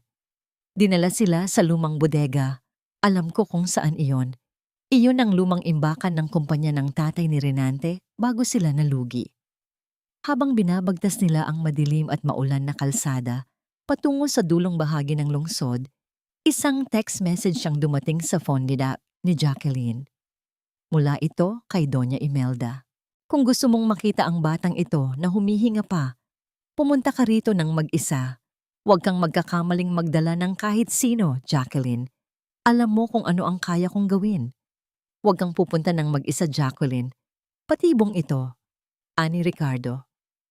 Alam ko, pero meron akong plano. Sagot ni Jacqueline habang tinitingnan ang asul na folder na ibinigay sa kanya ni Ricardo kanina. Doña Imelda thinks she's the queen, but she forgot that even queens can be checkmated by a pawn. Pagdating nila sa tapat ng abandonadong bodega, ang bawat patak ng ulan ay tila tunog ng orasan na bumibilang sa nalalabing oras ng mga biktima sa loob. Pinatay ni Ricardo ang ilaw ng sasakyan at huminto sa isang malayong distansya. Dito ka lang, Ricardo. Kapag hindi ako lumabas sa loob ng 10 minuto, tumawag ka na ng reinforcement. Pero siguraduhin mong ang mga tauhan mo ang darating, hindi ang mga tauhan nila. Bilin ni Jacqueline. Dahan-dahang naglakad si Jacqueline patungo sa pintuan ng bodega. Ang tunog ng kanyang sapatos sa basang lupa ay tila isang mabagal na martsa patungo sa katarungan. Pagbukas niya ng pinto, bumulaga sa kanya ang isang malawak at madilim na espasyo. Tanging isang lampara sa gitna ang nagbibigay ng liwanag. Doon, nakatali sa isang upuan si Crazy, duguan ng labi at walang malay. Sa tabi niya ay si Junjun, nakakulong sa isang bakal na hawla, umiiyak ng walang tunog dahil sa takot. At sa dilim, lumabas ang figura ni Doña Imelda. Hawak ang isang baril na tila isang laruan lamang sa kanyang mga kamay na may suot na mamahaling singsing. Akala ko ba ay patay na ang nanay mo? Napakagaling mong umarte, Jacqueline. Namana mo yata sa pamilya mong mapagpanggap. Uyam ni Doña Imelda. Bitawan mo ang bata, Imelda. Wala siyang kinalaman dito. Apo mo siya. Malamig na sabi ni Jacqueline habang itinataas ang kanyang mga kamay. Apo? Isang bastardong anak ng isang babaeng bayaran? Hindi kailangan ng pamilya Santos ang ganyang uri ng dumi. Tawa ng matanda.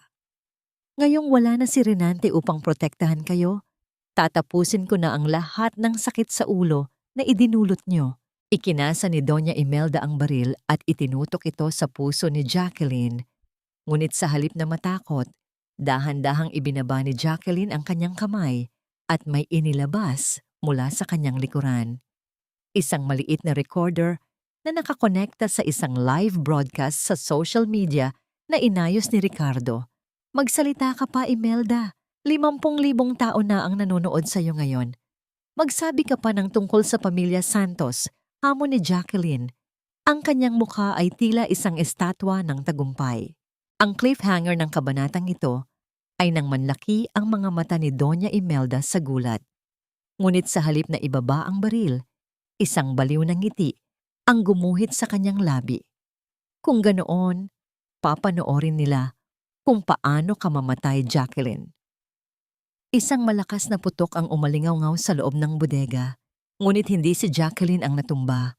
Isang tao ang tumalon mula sa dilim upang saluhin ang bala para sa kanya. Sino ang taong nagsakripisyo ng buhay para kay Jacqueline? Si Ricardo ba? O isang taong hindi niya inaasahang naroroon? Ang tunog ng putok ng baril ay tila isang kidlat na nagpahiwalay sa langit at lupa. Ngunit ang katahimikang sumunod dito ay mas nakabibingi kaysa sa anumang pagsabog. Dahan-dahang imulat ni Jacqueline ang kanyang mga mata. Inakalang yon na ang kanyang huling hininga. Ngunit ang bumungad sa kanya ay hindi ang kadiliman ng kamatayan, kundi ang likod ng isang lalaking pamilyar sa kanya, si Ricardo. Nakatayo ito sa kanyang harap, tila isang pader na hindi natinag, ngunit dahan-dahang itong napaluhod habang ang dugo ay nagsisimulang bumakas sa kanyang kanang balikat. Ricardo! Sigaw ni Jacqueline. Mabilis niyang sinalo ang lalaki bago pa ito tuluyang bumagsak sa maruming semento. Ang init ng dugo nito ay humahalo sa lamig ng ulan na pumapasok mula sa mga butas na bubong ng bodega. Ayos. Ayos lang ako, Jacqueline. Ang bata. Iligtas mo ang bata. Pabulong na wika ni Ricardo. Ang kanyang boses ay puno ng pait at pagsisisi. Tila ba ang balang ito ay kabayaran na rin sa 15 taon niyang pagtatago ng katotohanan. Nanlaki ang mga mata ni Doña Imelda. Ang kanyang kamay na may hawak ng baril ay nagsimulang manginig. Hindi niya inaasahan na may magbubuwis ng buhay para sa isang babaeng itinuturing niyang hamak na guro lamang. Mga baliw. Lahat kayo ay mga baliw. Sigaw ni Doña Imelda. Pilit na ikinakasa muli ang baril. Ngunit bago pa niya maitutok ito sa ikalawang pagkakataon, ang mga pintuan ng bodega ay sabay-sabay na nawasak sa lakas ng pagtulak ng mga otoridad. Ang golden moment ng kabanatang ito ay ang pagpasok ng liwanag mula sa mga flashlight ng mga pulis. Tumatama sa mukha ni Jacqueline na noon ay yakap-yakap si Ricardo. Sa kabila ng panganib, tiningnan ni Jacqueline si Doña Imelda ng diretso sa mga mata. Isang tinging puno ng katarungan, hindi ng puot. Tapos na ang paghahari mo, Imelda. Ang bawat sentimong ninakaw nyo, ang bawat buhay na sinira nyo, lahat iyan ay may hangganan. Malamig na wika ni Jacqueline. Mabilis na dinamba ng mga pulis si Doña Imelda. Ang matandang babae ay nagwawala. Sumisigaw ng mga pangalan at banta. Ngunit ang kanyang mga salita ay wala ng halaga. Habang inilalabas siya, ang kanyang suot, namamahaling belo, ay nalaglag at nayapakan ng mga bota ng mga sundalo, simbolo ng tuluyang pagbagsak ng mga Santos. Mabilis na kinuha ni Jacqueline ang susi mula sa sahig at binuksan ang hawla ni Junjun. Ang bata ay agad na yumakap sa kanya. Ang maliliit na kamay nito ay nanginginig sa takot. Inalalayan din nila si Crizzy na bagamat sugatan ay buhay pa. Tumingin si Crizzy kay Jacqueline. Ang kanyang mga mata ay puno ng matinding kahihiyan at pasasalamat. Isang pasasalamat na hindi kayang bigkasin ng bibig. Patawad, Jacqueline. Patawad. Hikbi ni Crizzy bago siya isinakay sa ambulansya. Dinala si Ricardo sa ospital. Habang nasa loob ng sasakyan, hinawakan ni Jacqueline ang kamay nito. Huwag kang bibitiw, Ricardo. Kailangan nating ayusin ang lahat. Kailangan ka pa ni nanay. Kailangan kita para sa katarungan ng tatay ko. Pagdating sa ospital, sinalubong sila ni Dr. Matias. Ang balitang patay na si Nanay Elena ay binawi na rin sa publiko. Ang lahat ay bahagi lamang ng isang matalinong plano upang mapalabas ang tunay na demonyo. Makalipas ang ilang oras, habang nagpapahinga si Ricardo at ligtas na si Junjun sa pangangalaga ng mga social worker, naglakad si Jacqueline patungo sa silid ng kanyang ina. Nakita niya ang kanyang ina na maayos na ang lagay, mahimbing na natutulog at wala ng panganib. Naupo si Jacqueline sa bench sa labas ng silid. Doon niya naramdaman ang tunay na pagod. Ang 7 taon ng pagiging asawa, ang mga buwan ng pagiging alila, at ang mga oras ng pakikipaglaban para sa buhay. Lahat ng yon ay tila isang mahabang panaginip na sa wakas ay natapos na. Ngunit sa gitna ng kanyang pag-iisa, isang pulis ang lumapit sa kanya. Mrs., may gustong kumausap sa inyo mula sa korte tungkol ito kay Renante Santos. Anong nangyari kay Renante? Tanong ni Jacqueline. Nabalitaan niya ang pag-aresto sa kanyang ina at ang tangkang pagpatay sa kanyang anak. Nag-collapse siya sa loob ng selda, Mrs. At bago siya dalhin sa infirmary, may iniwan siyang huling hiling. Gusto kanyang makita para sa isang huling kumpisal. Ang cliffhanger ng kabanatang ito ay ang pagtayo ni Jacqueline. Ang kanyang puso ay pagod na. Ngunit alam niyang kailangan niyang tapusin ang huling kabanata ng kanyang nakaraan. Ano ang huling kumpisal ni Renante? Mayroon pa nga bang mas malalim na sikreto sa likod ng pamilya Santos? O ito ba ay isa na namang patibong ng isang lalaking hindi marunong sumuko? Tumingin si Jacqueline sa kanyang mga kamay. Wala na ang mga paltos ng pagtatrabaho. Wala na ang dumi ng bodega. Sa kanyang palad, hawak niya ang susi ng kanyang bagong simula. Huwag mong isipin na ang mga luhang yan ay sapat na upang hugasan ang 7 taon ng impyernong ipinaranas mo sa akin. Malamig ang boses ni Jacqueline habang nakatayo siya sa gilid ng kama sa loob ng infirmarya ng kulungan. Ang amoy ng antiseptic at luma na bakal ay tila lalong nagpabigat sa hanging kanyang hinihinga. Sa harap niya, si Renante ay hindi na ang makapangyarihang lalaking sumisigaw at nagtatapon ng pera.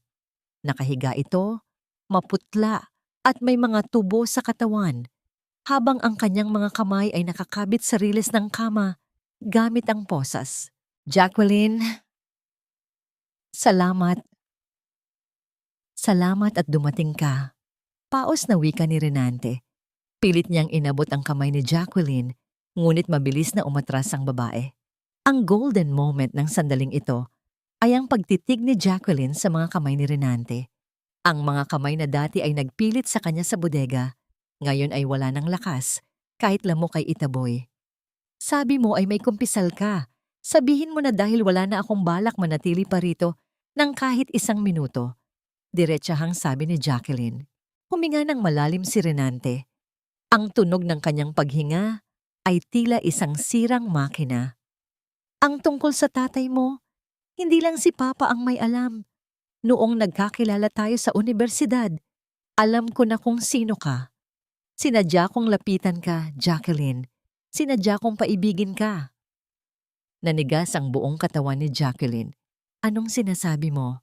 Narinig ko si Papa na umiiyak sa gabi. Binabanggit ang pangalan ni Gabriel Santos. Noong nalaman kong anak kanya, naisip ko na ito ang pagkakataon naming makuha ang lahat ng ebidensyang hawak ng pamilya nyo nang hindi nyo nalalaman ang pag-ibig ko sa iyo. Nagsimula yon bilang isang misyon upang protektahan ang yaman namin. Pag-amin ni Renante, ang mga luha ay dahan-dahang gumugulong sa kanyang pisngi. Pero habang tumatagal, natatakot ako.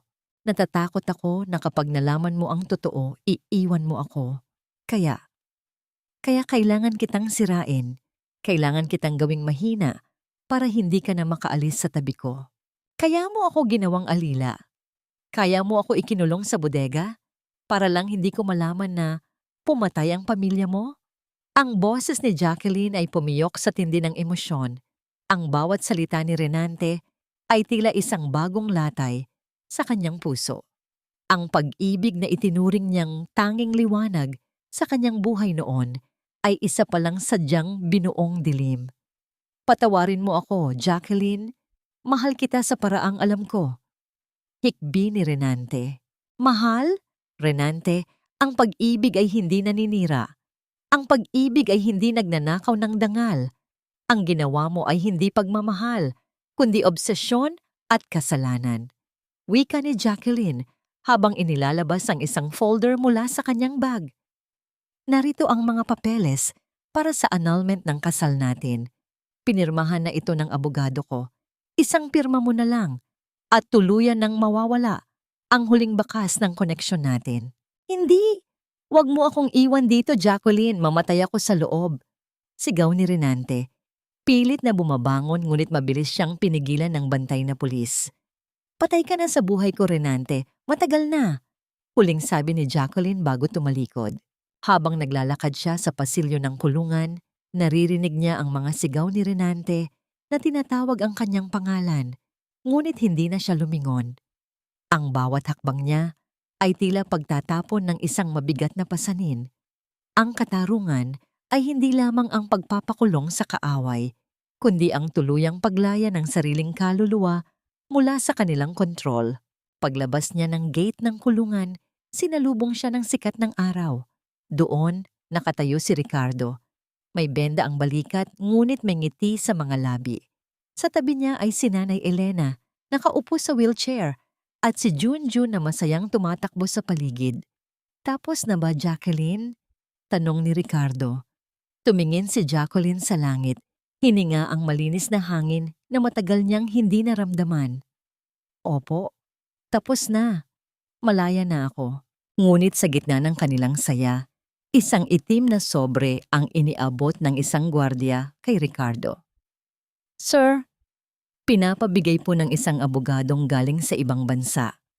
Para daw po sa inyo at kay Mrs. Jacqueline. Nang buksan nila ang sobre, isang dokumento ang tumambad sa kanila. Isang testamento mula sa ama ni Renante na nagsasabing mayroong isang nakatagong trust fund na nakapangalan kay Jacqueline Santos mula pa noong bata siya, isang pondong sapat upang bilhin muli ang lahat ng nawala sa kanila. Ngunit may isang kondisyon na nakasulat sa dulo ng dokumento na nagpabago sa ekspresyon ni Jacqueline. Ang cliffhanger ng kabanatang ito ay ang huling pangungusap sa testamento. Ang lahat ng ito ay mapupunta sa iyo, Jacqueline. Sa oras na tanggapin mo, ang katotohanang ang tatay mo ay hindi namatay sa aksidente, kundi siya ang tunay na nagplano ng lahat upang iligtas ang kumpanyang Santos kapalit ng kanyang buhay. Napatulala si Jacqueline. Ang tatay niya Kasabwat sa sarili nitong kamatayan, ang katarungang ipinaglalaban niya ay tila isang malaking kasinungalingan din pala. Sino nga ba ang tunay na biktima?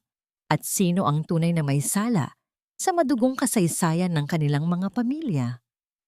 Ang bawat salitang nakasulat sa testamento ay tila isang bagong bagyong nagbabadyang lumamon sa katahimikang kakahanap ko pa lamang. Nanginginig ang mga kamay ni Jacqueline habang hawak ang papel na naglalaman ng huling katotohanan. Tinitigan niya si Ricardo, ang kanyang mga mata ay puno ng pagtatanong at pait. Ricardo, alam mo ba ito? Alam mo ba na ang tatay ko, na si Papa ay kasabwat sa sarili niyang kamatayan? Yumuko si Ricardo, ang kanyang mga balikat ay tila bumigay sa bigat ng lihim na matagal na niyang itinatago. Jacqueline, ang tatay mo ay hindi masamang tao.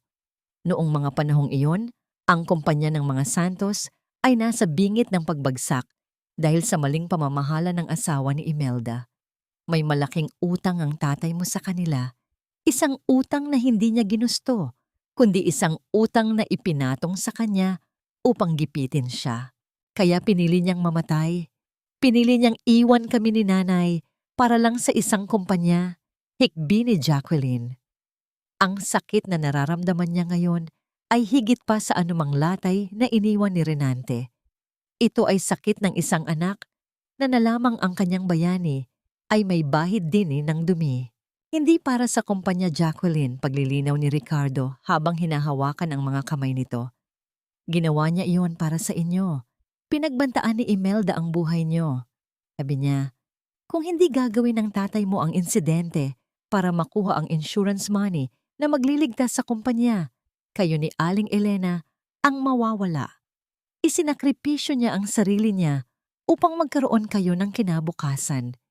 Kahit na ang ibig sabihin yon ay lalaki kang walang ama. Ang golden moment ng sandaling ito ay nang ilabas ni Ricardo ang isang maliit, kalawanging susi mula sa kanyang bulsa.